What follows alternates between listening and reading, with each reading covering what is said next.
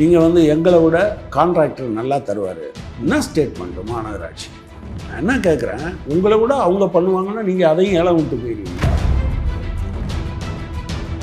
அதிகாரிகள் இந்த அதிகாரி யாருக்கு சம்பளம் வாங்குறாரு? ராம்கேட்டையா சம்பளம் வாங்குறாரு?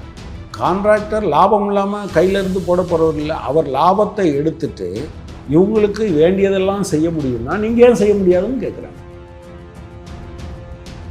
அமைச்சர் சேகர் பாபு நாங்க எங்க வாக்குறுதி கொடுத்தோம் அப்படின்னு சொல்றாரு. சேம் டைம் நீங்க அதிகாரிகள் எப்படி பேசினாங்க, அதிகாரிகள் வந்து இந்த விஷயத்தை அடுத்து சொல்லுவாங்க. அதுதான் வாக்குறுதி கொடுத்தா என்ன கொடுக்கலதான் அதை விட்டுருங்க. வாக்குறுதி கொடுத்தாங்கங்கிறது ஒரு உண்மை, அது நாங்கள் எங்கே கொடுத்தோம்னு கேட்டாருங்கிறது ஒரு உண்மை. அது ரெண்டையுமே விட்டுருவோம். வாக்குறுதியே கொடுக்கல, அது பொய்யே. ஏன் அந்த பொதுநல வழக்க தொடுத்தவங்க இவங்களுக்கெல்லாம் நியாயமான கூலி கொடுங்கன்னு கேட்கல? இல்ல, பொதுமக்களுக்கு இடையூறா இருக்கு, நீங்க வந்து நடைபாதையில் ஆக்கும் என்ன யாருக்கு இடையூறு? பொதுமக்களுக்கு. நான் என்ன கேட்குறேன், இப்போ எல்லா இடத்துலையும் மெட்ரோ ரயில் போடுறதுனால எனக்கு இடையூறாக இருக்கு. நிறுத்த சொல்லிடுவீங்களா நீங்கள்? அது வளர்ச்சிக்கானது இல்லை, இதுவும் வளர்ச்சிக்கானது. நீங்கள் வளர்ச்சி என்பதை வெறும் இன்ஃப்ராஸ்ட்ரக்சர் மட்டும் பார்க்காது, இது மனித வளர்ச்சிக்கானது. போராடுவதன் மூலமாகத்தானே நம்ம இங்கே வந்திருக்கோம். அப்போ உங்களுக்கு தேவைன்னா நீங்க விட்டுருவீங்க. அரசாங்கம் போராடுறதுக்குன்னு ஒரு சில இடங்கள் இருக்கு, அந்த இடங்கள் எந்த இடங்கள் முன்னாடி உட்கார்ந்து என்ன போராடுறது? போராட்டத்துக்கான இடம் எனக்கு விரும்புகிற இடத்துல நான் போராடுறேன். யாருக்காவது அவங்க இத்தனை நாள் இருந்தாங்கல்ல, என்ன யார் இடையூறுன்னு யார் சொல்லுங்க? அடுத்து போலீஸோட அணுகுமுறை முற்றிலும் நான் என்ன சொல்லுவேன், அது வந்து கரெக்டாக சொல்லணும்னா அது ஒரு நாகரிக உலகம் பார்க்காது. ஏன் எது கேமராவை பிடிக்குது? நீங்கள் கரெக்டாக தான் இருக்கிறீங்கன்னா எது கேமராவை பிடிக்குது? அந்த சமயத்தில் ஒரு புகைப்படம் வந்து வெளியாகுது, அவங்க ஒரு கூலி அப்படின்னு ஒரு திரைப்படம் வெளியாகிறது. அந்த படத்தை குழுவினரை சந்திக்கிறார் முதலமைச்சர். இவ்வளோ ஒரு சென்சிட்டிவான விஷயம் நடக்கிறப்ப இந்த ஒரு புகைப்படத்தை வெளியிட வேண்டிய தேவை என்ன அப்படின்றது ஒன்று இருக்கு. இல்ல, முதலோட பிரைவேசி இது, அவருக்கான ஒரு தனிப்பட்ட நேரம் அப்படின்ற அந்த ஒரு வாதம் ஒரு பக்கம் இருந்தாலும் கூட இது என்ன மாதிரியான ஒரு மனநிலை?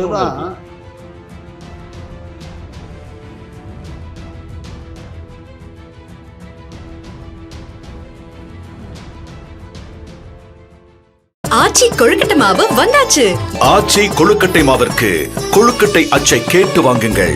தோழர் வணக்கம். வணக்கம். நேற்று இரவு அங்கே போராடிட்டு இருந்த தூய்மை பணியாளர்களை காவல்துறை ஒரு காட்டு மிராண்டித்தனமாக அவங்கள கைது செஞ்சுருக்காங்க. அதை பற்றி நம்ம பின்னாடி பேசலாம். ஃபர்ஸ்ட் ஆஃப் ஆல், இந்த தூய்மை பணியாளர்களுடைய அந்த போராட்டத்தை அரசாங்கம் கையாண்ட விதம் அப்படின்றத நீங்கள் எப்படி பார்க்குறீங்க? இன்றைக்கி வந்து அமைச்சரவை மீட்டிங் முடிஞ்சதுக்கப்புறம் ஒரு 6 திட்டங்களையும் அறிவிச்சிருக்காங்க. இதெல்லாம் அவங்களுக்கு போதுமானதாக இருக்கும்னு நீங்கள் நினைக்கிறீங்களா?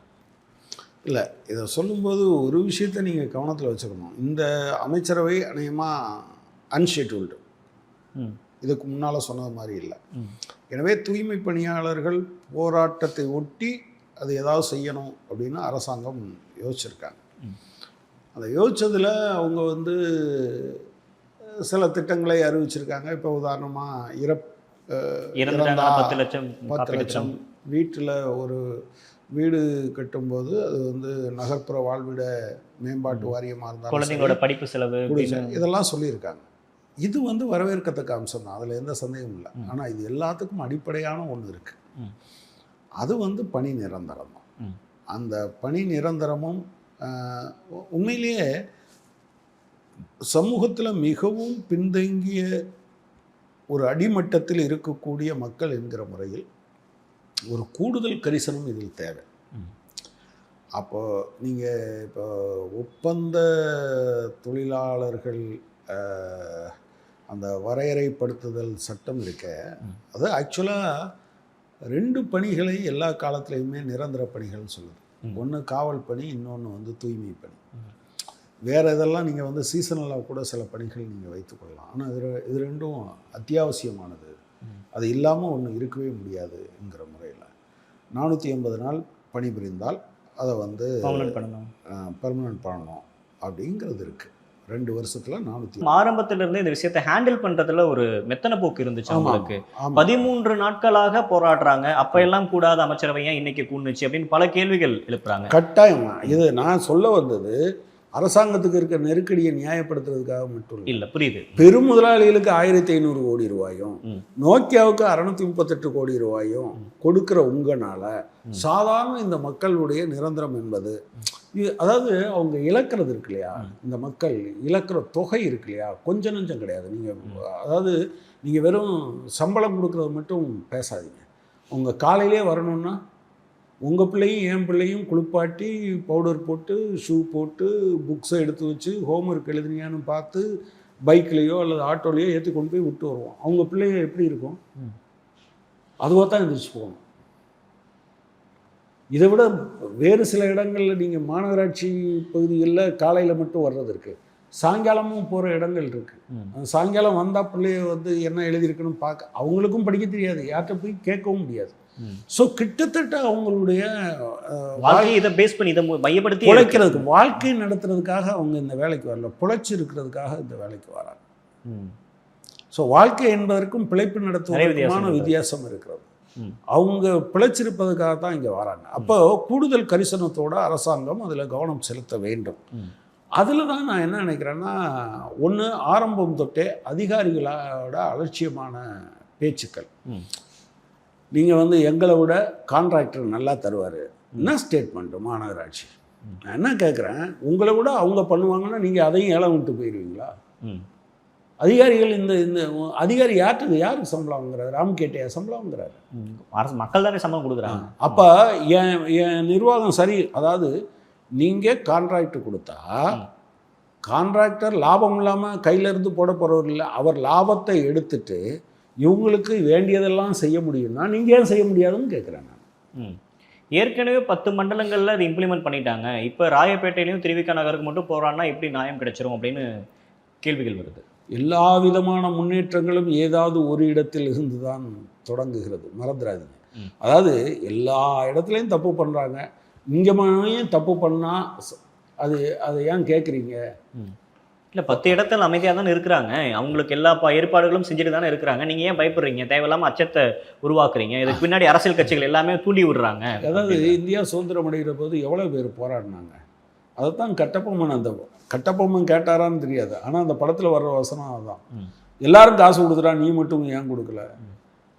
எல்லாரும் கொடுத்துட்டான்ல, நான் மட்டும் கொடுக்கலைன்னா உனக்கு என்ன கெட்டா போகுமான்னு அவர் திருப்பி கேட்பார். நான் என்ன கேட்குறேன், எல்லாரும் ஏற்றுக்கிட்டாங்க, சரி ஏற்றுக்கிட்டாங்க, ஏற்றுக்கொள்ளலை என்பதை தாண்டி சட்டப்படியான நிலை என்ன? ஒப்பந்த தொழிலாளர்களை வைத்திருக்க முடியுமா? இன்னைக்கு ஒப்பந்த தொழிலாளிகளை வைத்திருப்பது சட்டவிரோதம். ஒப்பந்த தொழிலாளிகளே அதாவது 480 நாள் அவர் வேலை பார்த்துட்டாருன்னு வச்சு பர்மனன்ட் பண்ணணும். அப்படி பண்ணாமல் வச்சிருக்கிறது நீங்கள் பண்ணுற தப்பு. நீங்கள் என்ன சொல்கிறீங்க, நான் எல்லா இடத்துலையும் பண்ணல அதனால இதையும் பண்ண மாட்டேன்னு சொல்கிறது என்ன நியாயம்? இப்போ நேற்று நான் ப்ரொட்டஸ்ட் நடந்த அந்த ரிபன் பில்டிங்க்கு போயிருந்தேன். அவங்களோட கோரிக்கை என்னவா இருக்குது அப்படின்னா, 2021 எலெக்ஷன் அப்போ நீங்கள் கொடுத்த வாக்குறுதிகள் தான் இது, அந்த வாக்குறுதியை தானே நாங்கள் கேட்குறோம் அப்படின்னு அவங்க கேட்குறாங்க. அமைச்சர் சேகர் பாபு நாங்கள் எங்கே வாக்குறுதி கொடுத்தோம் அப்படின்னு சொல்கிறாரு. சேம் டைம் நீங்கள் அதிகாரிகள் எப்படி பேசுனாங்க, அதிகாரிகள் வந்து இந்த விஷயத்தை அடுத்து சொல்ல வந்தேன். அதுதான் அடுத்தது வந்து அமைச்சர்களுடைய பேச்சு. இன்ஃபேக்ட் இந்த மாதிரியான விஷயங்களில் வேறு பொலிட்டிக்கல் டேர்ம்ஸில் பேசுனதை மட்டும் முதலமைச்சர் சொன்னார், எங்கள் தலைவர்கள் என்ன பேசுகிறாங்களோ அப்படின்னு. இதுவுமே நல்ல இப்படியா பேசுவீங்க நீங்கள்? வாக்குறுதி கொடுத்தா என்ன, கொடுக்கலைன்னா என்ன, அதை விட்டுருங்க. வாக்குறுதி கொடுத்தாங்கங்கிறது ஒரு உண்மை, அது நாங்கள் எங்கே கொடுத்தோன்னு கேட்டாருங்கிறது ஒரு உண்மை, அது ரெண்டையுமே விட்டுருவோம். வாக்குறுதியே கொடுக்கல, அது பொய். வாக்குறுதி எங்கே கொடுத்தோம் அப்படின்னு அவர் சொன்னது பொய். கரெக்ட், அதை விட்டுருங்க. வாக்குறுதியே கொடுக்கல, இந்த கோரிக்கை நியாயமா இல்லையா? அவங்க போராது நியாயம், அதை பரிசீலனை வைக்க வேண்டியது அரசாங்கத்தோட கடமை. எனவே இவர் எதுக்குள்ளே போய் நிற்கிறாருன்னா, அப்போ நீங்கள் பார்க்குற மக்களுக்கு என்ன ஆயிடுதுன்னா, சார் என்ன இப்படி இது டிஜிட்டல் யுகம், அடுத்த நிமிஷம் எல்லாத்தையும் எடுத்து போட்டுருவாங்க. எஸ், நான் வருது. நான் சொல்கிறது, நீங்கள் வாக்குறுதியே கொடுக்கலைன்னு வச்சுக்கோங்க, வாக்குறுதியை கொடுக்கல, ஸோ வாட்? இந்த கோரிக்கை நியாயமானதா இல்லையா? நியாயமானது தான். அதைத்தான் நீங்கள் பேசணும். நீங்கள் எப்படி பேசணும்னா, எப்பா இதை கூட வேறு ஸ்டைலில் பேசியிருந்திருக்கோம் முடியும். அவன் வாக்குறுதி கொடுத்தோம், அதெல்லாம் எங்கள் விருப்பம்தான், எங்களால் இப்போ செய்ய முடியல, கொஞ்சம் பொறுங்க, we will try, என்ன கெட்டு போகும். அப்போ இந்த டோன் வந்து நிச்சயமாக அந்த தொழிலாளிகளை மட்டும் இல்லை, ம். எல்லாத்தையும் இல்லை இப்போ என்ன கேள்விகளே முன் வருது அப்படின்னா, இப்போ வந்து முதலமைச்சர் வந்து அவங்களோட உட்காந்து டீ சாப்பிட்டாரு, அவங்களுக்கு தேவையான விஷயங்கள்லாம் செய்கிறாரு, இது சமூக நீதி மாடலாக இருக்குது அப்படின்னு ஒரு பக்கம் அந்த விஷயங்கள் போய் சேர்ந்தாலும், இப்போ இந்த மாதிரி ஒரு சுச்சுவேஷன் வரப்போ அவங்க அதை சொல்லி காட்டுறதே அது எந்த வகையில் சரியாக இருக்கும் அப்படின்னு ஒன்று இருக்குல்ல. அதுதான் அதை நீங்கள் எந்த உதவி செய்ய ஒரு உதவி செய்கிறதோட அதை சொல்லி காட்டுறதை ஏற்றுக்கவே முடியாது. இல்லை, அது சாதாரணமாக உங்களோட ஊரில் சொல்லுவாங்க, இடது கை கொடுப்பது வலது கை கொடுப்பது இடது கை தெரியக்கூடாது அப்படின்னு சொல்லுவாங்க. நீங்கள் இது ஆனால் எல்லாத்துக்கும் தெரியும், நீங்கள் சொல்லும்போது அதனுடைய மதிப்பு இல்லாமல் போயிடுது. இதுதான் ஏற்கனவே ஒரு அமைச்சர் ஓசியை தானே கொடுக்குறோம், ஓசியில் தானே பஸ்ஸில் போகிறீங்க, இது அப்போது நீங்கள் அதுவரை நான் இலவச பேருந்துன்னு நினச்சிக்கிட்டு இருந்தவர் என்னுடைய வரிப்பணத்தில் தானே இதுவும் கொடுக்கப்படுது என்கிற ஆர்குமெண்ட் அங்கே தான் வருது. அதை அவங்க வீக்கன் பண்ணுறாங்க. விடியல் பயணத்தை ஓசின்னு அவங்க தான் வீக்கன் பண்ணுறாங்க.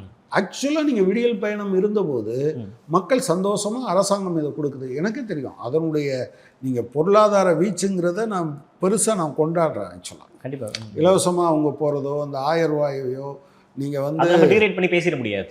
இல்லை, அதை விட அதனுடைய இம்பேக்ட் சமூக தாக்கம் என்பது அதிகம். ஆனால் அது எங்கேயோ இருந்து கொண்டு வந்த காசு இல்லை, மக்களுடைய வரிப்பணத்தில். நீங்கள் வந்து ரைட், இந்த பாவப்பட்ட மக்கள் மேலே வரணும், கீழ்நிலையில் இருக்கக்கூடிய மக்கள் மேலே வரணும்னு நினைக்கிறீங்க, அதுவரை கரெக்டு. நீங்கள் அதை சொல்லி காமிக்கும் போது நாங்கள் ஓசியில் தானே கொடுக்குறோன்னு சொல்லும்போது அது நெகட்டிவ். அந்த டேர்ம் ரைட். அவங்க வந்து முதலமைச்சர் உங்க மேலே அக்கறையாக தான் இருக்காரு, உங்களோட உட்காந்து டீ குடிச்சாரு, உங்களோட உட்காந்து இது பண்ணார் அப்படின்ற அந்த டேர்ம் வந்து ஒரு மேயராக இருக்கிறவங்க சொல்கிறாங்க அப்படின்னா அது எப்படி அங்கே இருக்க மக்களுக்கு அது இல்லை அது அவங்க சொல்லியிருக்கவே கூடாது. ப்ராப்ளம் என்னென்னா, கட்டாயம் முதலமைச்சர் இவர்களோடு உட்கார்ந்து அருந்துவது, உணவு அருந்துவது என்பது ரொம்ப முக்கியமானது. அது ஒரு பொலிட்டிக்கல் தான். இல்லை, பாலிடிக்ஸ் மட்டும் இல்லை, பாலிடிக்ஸுக்காக கூட எல்லாரும் பண்ணுறது கிடையாது. இல்லை, அது வந்து அரசியலில் ரொம்ப முக்கியமான ஒரு விஷயம், முக்கியமான ஒரு சமூக ரீதியாக அதுக்கு ஒரு தாக்கம் இருக்குது. எனவே அதை நான் குறைச்சி மாதிரி பண்ணேன். ஆனால் அதுக்காக உங்கள் உரிமையை விட்டு கொடுத்துருங்க அப்படின்னு சொல்கிறது நியாயம் இல்லை. அதுக்காக நீங்கள் வந்து நிரந்தரத்தை விட்டு கொடுத்துருங்கன்னு சொல்கிறதோ அல்லது சம்பளத்தை குறைச்சிக்கோங்கன்னு சொல்கிறதோ இட் இஸ் நாட் கரெக்ட். அதே மாதிரி நீதிமன்றம் ஒரு உத்தரவு பிறப்பித்திருக்காங்க அப்படின்றதுக்காக அங்கே போராடிட்டு இருக்கிறவங்கள நேற்று நைட்டு நான் 10 மணி வரைக்கும் அங்கே ஃபீல்டில் தான் இருந்தேன். முதல்ல நீதிமன்றத்துக்கு வருவோம். இல்லை, இந்த முடிச்சிடறேன், இந்த கேள்வி முடிச்சிடறேன். 11:30 மணிக்கு ஆரம்பிச்சது, 12:30 மணி வரைக்கும் அவங்க வந்து அங்கே இருக்கிற எல்லா போராடிட்டு இருக்க தூய்மை பணியாளர்கள் எல்லாத்தையும் அப்புறப்படுத்துகிறாங்க.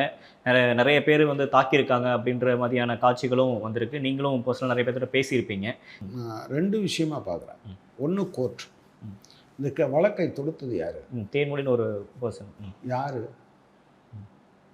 நீங்கள் எப்போ பாருங்கள் இந்த மாதிரியான வழக்கை யாராவது சில பேர் அனாமதேயமாக வந்து தொடுப்பாங்க.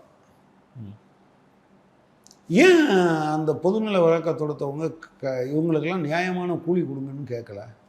இல்லை, பொதுமக்களுக்கு இடையூறாக இருக்குது, நீங்கள் வந்து நடைபாதையில் ஆக்கும் என்ன யாருக்கு இடையூறு இருந்தது? பொதுமக்களுக்கு. எந்த பொதுமக்கள் வந்து அவங்கக்கிட்ட சொன்னாங்க? நான் என்ன கேட்குறேன், இப்போது எல்லா இடத்துலையும் மெட்ரோ ரயில் போடுறதுனால எனக்கு இடையூறாக இருக்குது, நிறுத்த சொல்லிடுவீங்களா நீங்கள்? அது வளர்ச்சிக்கானது இல்லை, இதுவும் வளர்ச்சிக்கானது. நீங்கள் வளர்ச்சி என்பதை வெறும் இன்ஃப்ராஸ்ட்ரக்சர் மட்டும் பார்க்காதீங்க, இது மனித வளர்ச்சிக்கானது. போராடுவதன் மூலமாகத்தானே நம்ம இங்கே வந்திருக்கோம். இது இது இது இவ்வளவு பெரிய மக்களுடைய கோரிக்கை வளர்ச்சிக்கானது இல்லையா? அப்போ உங்களுக்கு தேவைன்னா நீங்கள் விட்டுருவீங்க. அரசாங்கம் போராடுறதுக்குன்னு ஒரு சில இடங்கள் இருக்கு, அந்த இடங்கள் எந்த இடங்கள் என்ன போராடுறதுக்கு இடம் யாரு தீர்மானிக்கிறது? எதுக்காக தீர்மானிக்கிறீங்க? நான் எதுவாக இருந்தாலும் எங்கேயாவது போய் நீங்கள் வள்ளுவர் கூட்டத்துக்கிட்ட நில்லுங்க, சுடுகாட்டுக்கிட்ட நில்லுங்க. போராடுவதற்கு என்ன நீங்கள் உரிமைகளை பறிப்பதற்கு எந்த இடமும் நேரமும் நீங்கள் தீர்மானிக்காத போது போராட்டத்துக்கான இடம் எனக்கு விரும்புகிற இடத்துல நான் போராடுவேன். யாருக்காவது அவங்க இத்தனை நாள் இருந்தாங்கல்ல, என்ன யார் இடையூறுன்னு யார் சொன்னா? சரி, ஒரு இடையூறு இருந்தாலே நீங்கள் ஏற்றுக்கிட்டா என்ன? ஒரு ஒரு ஒரு ஒரு ஒரு ஒரு ஒரு கல்யாண ஊர்வலம் போகுது, ஒரு சவ ஊர்வலம் போகுது, நீங்கள் ஏற்றுக்கிறது தானே செய்வீங்க. ஒரு திருவிழா நடக்குது, ஏற்றுக்கிறது தானே செய்கிறோம். அவங்க யார் நம்மளுக்காக பண்ண? அப்போது நீங்கள் வந்து உண்மையிலே உங்களுக்கு நல்லது செய்கிறதுக்காக வாழ்நாள் முழுக்க தன்னுடைய குழந்தைகளுடைய நலனுக்கெல்லாம் இடையூறாக இருந்து கொண்டு தான் அவங்க இங்கே வந்து உங்கள்கிட்ட வேலை பார்க்குறாங்க. மற்ற மாதிரியான வேலை இல்லை அது. அப்போது அதை ஒருத்தர் இடையூறுன்னு சொன்னோன்னே உடனே கோர்ட்டு உடனே சொல்லுமா நீங்கள் அங்கே போயிடுங்க இங்கே போயிடுங்க. ஏன் இந்த கோர்ட்டு வந்து எப்பா ஒப்பந்த தொழிலாளர் ஒழிப்பு சட்டம் ஒன்று இருக்கப்பா, முறைப்படுத்துதல் சட்டம், அது என்னப்பா ஆச்சு அப்படின்னு ஏன் பேச மாட்டேங்குது? இதில் ஒரு நாளைக்கு தீர்வு கொடுத்துறீங்க, எங்களை தூக்கி கொண்டு போய் எங்கேயாவது போட்டுறீங்க. ஆனால் நீங்கள் அந்த கேஸ் எவ்வளோ நாளாக நடந்துகிட்டு இருக்கு, எவ்வளோ ட்ரிபியூனலில் இருக்குன்னு கோர்ட்டு சொல்லியிருந்தாலும் காவல்துறை இந்த அளவுக்கு ஒரு இல்லை முதல் பார்ட்டு நான் அதுதான் நான் அந்த முன்னால் சொன்னேன் பார்த்தீங்களா, நீதிமன்றம், வழக்கறிஞர், ஐஏஎஸ் ஆஃபீஸர்ஸ் இவங்கெல்லாம் பழக்கிறாங்க. அடுத்து போலீஸோட அணுகுமுறை முற்றிலும் நான் என்ன சொல்லுவேன், அது வந்து கரெக்டாக சொல்லணும்னா அது ஒரு ஒரு ஒரு நாகரிக உலகம் பார்க்காது. ஏன் எது கேமராவை பிடிக்கிறீங்க? நீங்கள் கரெக்டாக தான் இருக்கிறீங்கன்னா எது கேமராவை பிடிக்கிறீங்க? இப்போ எங்கள் காம்ரேட் டாக்கீஸு டயலாக் ரெண்டுலேயும் ஒன்று ட்ரோனை பிடிங்கிட்டு போயிட்டாங்க, இன்னொன்றில் ஒரு இந்த கேமராவை பிடிங்கிட்டு போயிட்டாங்க. எதுக்கு கேமரா பிடிக்கிறீங்க? உங்களுக்கு என்ன ஏங்க நீங்கள் கேமரா பிடிங்கினீங்கன்னா எழுதி பிடிப்பீங்களா? அது திருட்டுங்க. அது நான் நீங்கள் எழுதுன பறிச்சுட்டு போனவர் யாருன்னு நினச்சி நான் பார்த்து ஒரு ஆள்கிட்ட போய் வாங்க வேண்டியிருக்கு. உங்களுக்கு அந்த ரைட் இருக்கா? கேமராவை பிடுங்குற ரைட்டு போலீஸுக்கு இருக்கா? சட்டத்தில் எந்த பிரிவில் இருக்குது? இதெல்லாம் திமிர்த்தனம். இதை செய்யவே கூடாது. காவல்துறை நீங்கள் அந்த ட்ரெஸ்ஸு போட்டோன்னே ஆக்சுவலாக அதனால தான் நான் சொல்கிறேன், அரசு எந்திரம்னு வந்துட்ட பிறகு இவங்கெல்லாம் நம்ம வீட்டு பிள்ளை தான். அங்கே போராடி கொண்டு இருப்பவருடைய வீட்டு பிள்ளையே கூட ஒருத்தர் போலீஸ்காரராக இருந்திருப்பார், அவரும் தரன்னு இழுத்துட்டு போயிருந்தார். அதாவது போலீஸ் வந்து நேற்று நடந்து கொண்ட முறை முற்றிலும் நியாயமற்றது, நாகரிகத்துக்கு அப்பாற்பட்டது. நீங்கள் வந்து ஒரு பக்கம்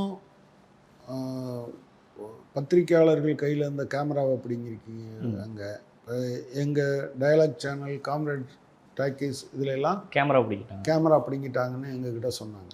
இதே போல் மற்றவங்ககிட்டையும் அது நடந்திருக்கும். அதை செய்வதற்கான அதிகாரம் ஒன்றும் காவல்துறை கிடையாது. அது ஒன்றும் திருட்டுக்கு மாதிரி தானே. உங்கள்கிட்ட வந்து ரசீது கொடுக்காம நான் பறிச்சுட்டு போயிட்டேன். காவல்துறைக்கு யார் அந்த ஆர்டர் போட்டது?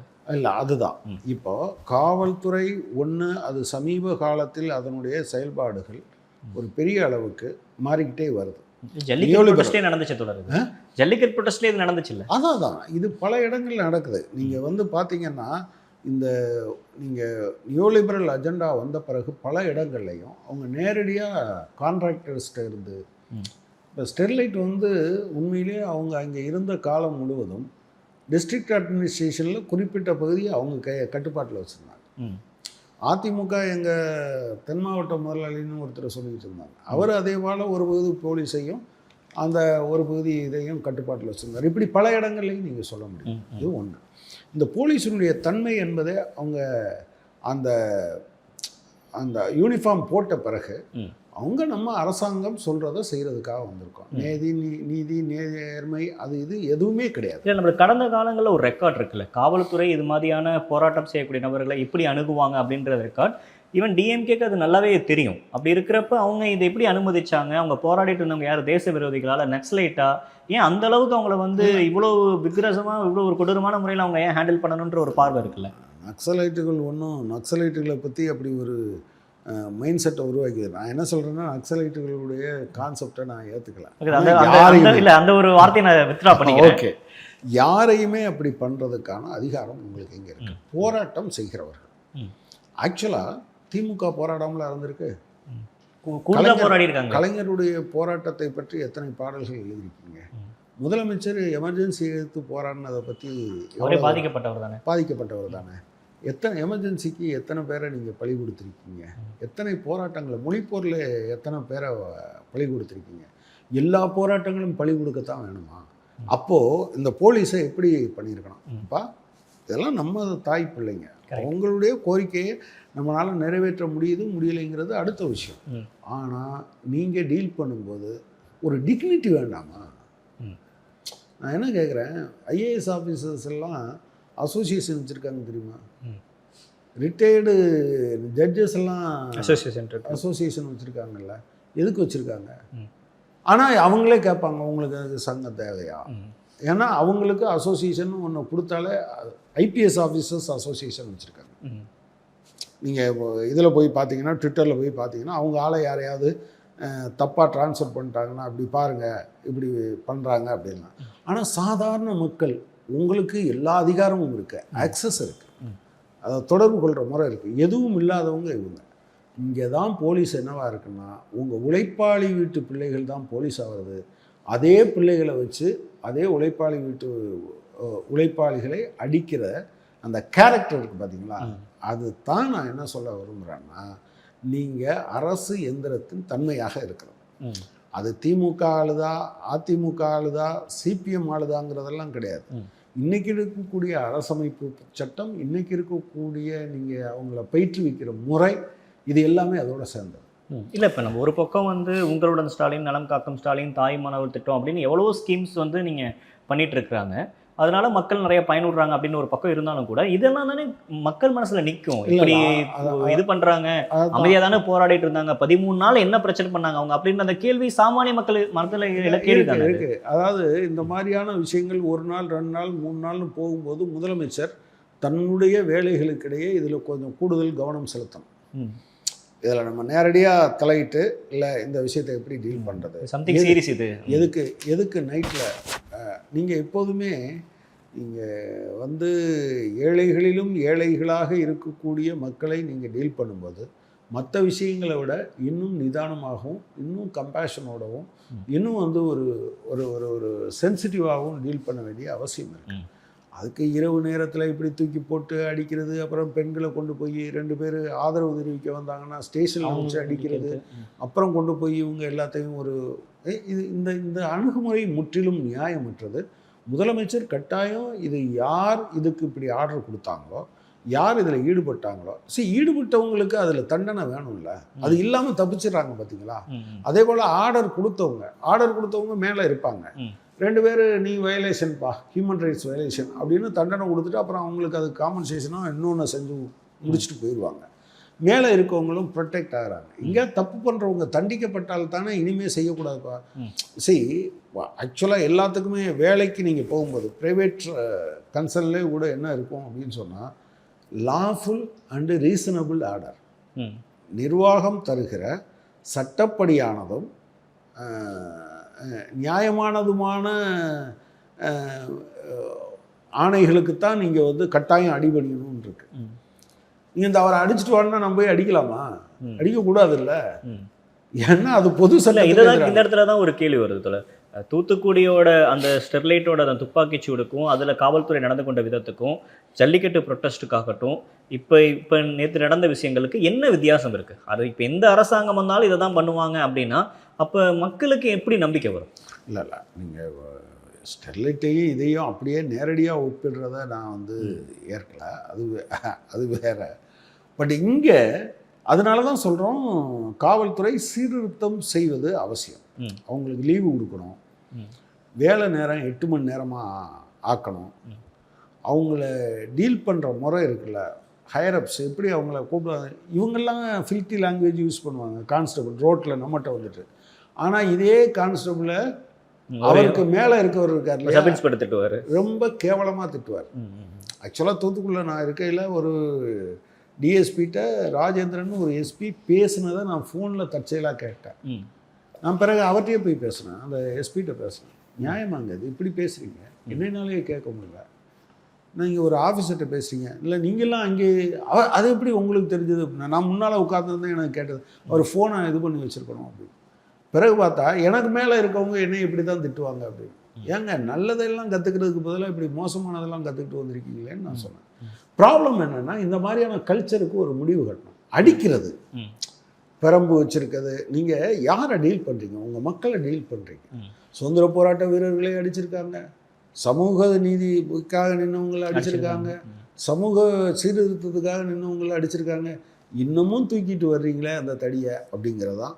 அது திமுக கட்டாயம் முதலமைச்சர் அவர்கள் போலீஸுக்கு ஸ்ட்ரிக்டாக இன்ஸ்ட்ரக்ஷன் கொடுக்கணும். இன்னொன்று, நேற்று அந்த சம்பவம் வந்து ரொம்ப பெரியதளவில் ஆக போகுது, அவங்கள வந்து அங்கேருந்து அப்புறப்படுத்த போகிறாங்க அப்படின்றப்பவே வந்து அந்த இடமே ஒரு பதற்றமான ஒரு சூழல் தான் இருந்துச்சு.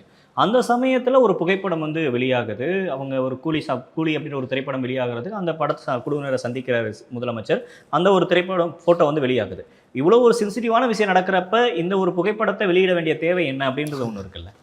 இல்ல முதல்வரோட பிரைவேசி இது, அவருக்கான ஒரு தனிப்பட்ட நேரம் அப்படின்ற அந்த ஒரு வாதம் ஒரு பக்கம் இருந்தாலும் கூட நீங்க இது என்ன மாதிரியான ஒரு மனநிலை உங்களுக்கு? இந்த மாதிரியான விஷயங்களை நான் எப்போதுமே என்டர்டெயின் பண்றதில்ல. இந்த மாதிரியான விஷயங்கள் இருக்கு பார்த்தீங்களா, ஒரு ஒரு ஒரு ஒரு ஒரு கண்டிஷன் இருக்கு. இன்னைக்கு இவங்க போராடும்போது ஏன் இன்னைக்கு சாம்சங் தொழிலாளிகள் போராடிக்கிட்டு இருக்கும்போது முதலமைச்சர் எந்தெந்த ப்ரோக்ராமுக்கு போனார்னு ஏன் யாரும் கேட்கல? நான் என்ன சொல்கிறேன்னா, நீங்கள் பாலிசியை பேசாமல் ஆக்ஷன்ஸை பேசாமல் நீங்கள் கூலி திரைப்படம் அது ஏன் போனீங்க, அதுக்கு ரிவ்யூ போடுவீங்களா, அதை எப்படி பேசுவீங்களா, அப்படி கொஸ்டின் என்ன, இந்த இஷ்யூவை செட்டில் பண்ணுங்க. கரெக்ட். இப்படி ஒவ்வொரு இஷ்யூக்கும் முதலமைச்சர் வேறு எதுக்குமே போகக்கூடாதுன்னா யாருமே ஃபார் தட் மேட்டர். இப்போ என்னை கேட்குறாரு, ஒரு சாதாரண நாளில் அது பண்ணியிருந்தாருன்னா அது ஒரு பேசு பொருளாவே மாறி இருக்காது. எல்லாரும் ஒரு நியூஸ் கார்டோட போட்டுட்டு அதை ஷேர் பண்ணிட்டு விட்டுருவாங்க. எந்த சம்பவம் எப்போ நடக்குது, அப்போ என்ன ரியாக்ஷன் வருதுன்றது முக்கியம் இல்லை. ஒருவேளை இப்படி நடக்காதுன்னு கூட அவர் நினச்சிருந்துருக்கலாம். அல்லது இந்த இந்த இந்த விஷயம் ரைட்டு அதை அவங்க ரிமூவ் பண்ணுவாங்கன்னு நினச்சிட்டு கூட போயிருக்கலாம். ப்ராப்ளம் என்னென்னா, இந்த மாதிரியான இஷ்யூஸை பேசுகிறது இந்த மெயின் இஷ்யூலேருந்து டைவர்ட் பண்ணுறது. அதாவது முதலமைச்சர் நேத்தே ஃபர்மாக டீல் பண்ணியிருக்கணுங்கிறது வேற. ஏற்கனவே ஃபிக்ஸ் பண்ண ஏதோ ஒரு நிகழ்ச்சிக்கு ஏன் நீங்கள் போனீங்க இங்கே போனீங்க அப்படின்னு கேட்குறது இருக்கு இல்லையா, இது இது இது இதுக்கு ஒரு ஒரு அதுக்கு ஒரு ட்விஸ்ட் கொடுக்குறது. உண்மையிலேயே எனக்கு இதில் இன்னொரு பகுதியை நான் பார்க்குறேன். தமிழிசை சவுந்தரராஜன் இந்தியாவில் தானே இருக்காங்க. அவங்க கவர்மெண்ட் போட்ட திட்டம் தானே national livelihood national urban livelihood mission. அது இப்போ என்ன ஆகிருக்கு, அதனுடைய நோக்கம் என்ன, அதுக்கு ஃபண்டு கொடுத்தாங்களா, இதில் யாரெல்லாம் வராங்க போகிறாங்க, இவங்க எல்லாத்துக்கும் தேவை எதுவாக இருக்குது அப்படின்னா திமுகவை ஒரு அடி அடிச்சுட்டு போகிறாங்க. ஆனால் மெயினாக இதை தொடவே மாட்டாங்க. எது இது, அதுக்கு அடிப்படையான பாலிசியை நீங்கள் அடிக்காமல் கொசு மருந்து அடிக்கன்னு நம்ம சத்தம் போடுறோம்ல, எத்தனை தடவை கொசு மருந்து அடிப்பீங்க? வாழ்நாள் முழுவதும் அடிச்சுட்டே இருப்பீங்க. கொசு இல்லாத சூழ்நிலையை உருவாக்குவது என்பது ஒன்று, அதுதான் உண்மை. ஆனால் அதுக்குள்ளே யாருமே கை வைக்க மாட்டாங்க. ஸோ இது பின்னாடி ஒரு தனிப்பட்ட ஒரு வன்மம் இருக்குன்றீங்க. கொஞ்சம் பேருக்கு இருக்கு. அந்த போராடுகிறவர்களுடைய நோக்கம் என்பது வேற ஒன்றுமே கிடையாது, எனக்கு கூலி நிரந்தரம் கொடு, அவ்வளோதான். ஆனால் அதை பயன்படுத்துகிற பலருக்கும் பலதும் இருக்கு. அதையெல்லாம் விட்டுட்டு முதலமைச்சர் உண்மையிலேயே எனக்கு என்னன்னா, முதலமைச்சர் இன்னைக்கு நடந்த இந்த கூட்டம் இருக்கு இல்லையா, அமைச்சரவை நடத்தி இருந்திருக்கலாம். கொஞ்சம் கூடுதலாக அமைச்சர்கள்கிட்ட கூப்பிட்டு சொல்லி இதை கொஞ்சம் செட்டில் பண்ணுங்க, பேச்சுவார்த்தை நடந்துக்க முடியலைன்னா இப்போ எங்களுக்கு முடியாது அப்படிங்கிறத அவங்க ஏற்றுக்கொள்கிற முறையில் சொல்லுங்கள். இப்படி எதுவும் பண்ணாமல் விட்டதில் தான் பிரச்சனையை தவிர இந்த நிகழ்ச்சிக்கு போனார் இது எல்லாமே நீங்கள் டோட்டலாக பார்த்தீங்கன்னா டைவர்ட் பண்ணுற வேலையாக தான் இருக்கும். அது ஒரு சென்சேஷனலைஸ் பண்ணுறது. பாருங்கள், சினிமாவில் போய் உட்காந்துட்டாரு அப்படின்னு சொல்கிறது, அதில் எனக்கு எந்த காலத்துலேயும் உடன்பாடே கிடையாது. ஆக்சுவலாக இந்த தூய்மை பணியாளர்கள் பொறுத்தவரை இன்ன வரைக்கும் ரிலீஸ் பண்ணல, அவங்க எல்லாமே அடைச்சி வச்ச இடத்துல இருந்து இன்ன வரைக்கும் அவங்களை வெளியே விடலை அப்படின்ற நியாயம் இல்லை. அதை பார்க்க போனோம், எங்கள் சிஐடியினுடைய மாநில நிர்வாகி முத்துக்குமாரையும் அவரோட போன கொஞ்சம் சாம்சங் ஒர்க்கர் 10 பேரோ 12 பேரோ அவங்களே அரெஸ்ட் பண்ணி வச்சுருக்காங்க. நான் என்ன கேட்குறேன், இது என்ன விதமாக நீங்கள் என்ன செய்வீங்க? நீங்கள் என்ன தமிழ்நாடு முழுவதும் இப்படி பண்ணிட முடியுமா? காவல்துறையினுடைய அந்த அணுகுமுறை கட்டாயமாக முதலமைச்சர் தலையிடணும். இந்த அணுகுமுறை மிக மிக மோசமானது.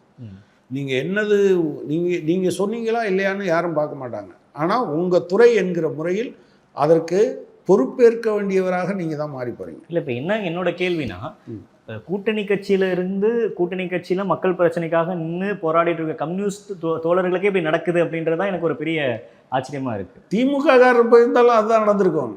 நான் அதுதான் சொல்கிறேன், அரசு எந்திரத்தினுடைய தன்மை என்பது இருக்குது பார்த்தீங்களா, அது நீங்கள் போலீஸ் கையில் கொடுத்த பிறகு போலீஸு அப்பா அம்மாவான்னு கூட பார்க்காது. அந்த எந்திரத்தினுடைய அந்த தன்மையை வச்சு தான் நான் சொல்கிறேன். அதை பலரும் புரிஞ்சுக்கிறதுல எல்லாம் உங்களுக்கு, அதாவது இது நான் கம்யூனிசம் சம்மந்தமாக தான் கிளாஸ் எடுக்கணும். அப்புறம் ஸ்டேட் என்பது ஒரு ரெப்ரெசிவ் மெஷர் தான். போலீஸ் எதுக்காக வச்சுருக்காங்க? போலீஸ் கிரைம் நடக்காமல் தடுக்கிறதுக்காக. அதை விட ரொம்ப அதனுடைய முக்கியமான வேலையே ஆளும் கட்சி கூட இல்லை, ஆளும் வர்க்கத்துக்கு சேவை செய்வதற்காகத்தான் அது எடுக்கப்பட்டிருக்கு. ஓகே, இப்போ இந்த தூய்மை பணியாளர்களோட அந்த பணி நிரந்தரம் அப்படின்ற அந்த ஒரு இதை அரசாங்கம் மீண்டும் பரிசீலிப்பாங்கன்னு நினைக்கிறீங்களா நீங்கள்? கட்டாயம் பரிசீலிக்கணும்னு நான் சொல்கிறேன். அதை பரிசீலிக்கும் போது இந்த ஒரு இடம் இல்லை, எல்லாத்துலேயும் அவங்க பண்ணுறாங்க. இப்போ நீங்கள் வந்து அரசு பணிகள்னு பார்த்தீங்கன்னா ஒரு 3 லட்சம் பேருக்கு 3 லட்சம் காலி பணியிடங்கள் இருக்கு. போக்குவரத்தில் அந்த மாதிரி இருக்கு, ஈபியில் அந்த மாதிரி இருக்கு. செவிலியர்களோட கோரிக்கைகள் ஒரு செவிலியர்கள் இருக்காங்க. இங்கே எல்லாத்துலேயும் திரும்ப திரும்ப நீங்கள் எவ்வளோ பெரிய இன்ஃப்ராஸ்ட்ரக்சரை கொண்டு வந்து வச்சுருக்கீங்க.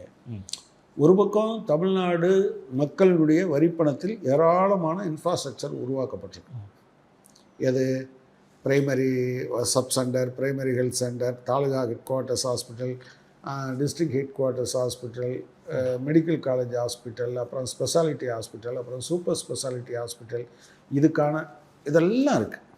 ஆனால் அதே சமயத்தில் ஹியூமன் ரிசோர்ஸ் இருக்குல்ல, நீங்கள் இன்ஃப்ராஸ்ட்ரக்சர் கவர்மெண்ட்டுடையது, ஹியூமன் ரிசோர்ஸுக்குள்ளே கொஞ்சம் கொஞ்சமாக நீங்கள் தனியாரை கொண்டு வரீங்க. நீங்கள் இன்றைக்கி நான் ரெகுலராக ராஜீவ்காந்தியில் ட்ரீட்மெண்ட் எடுக்கிறாள்.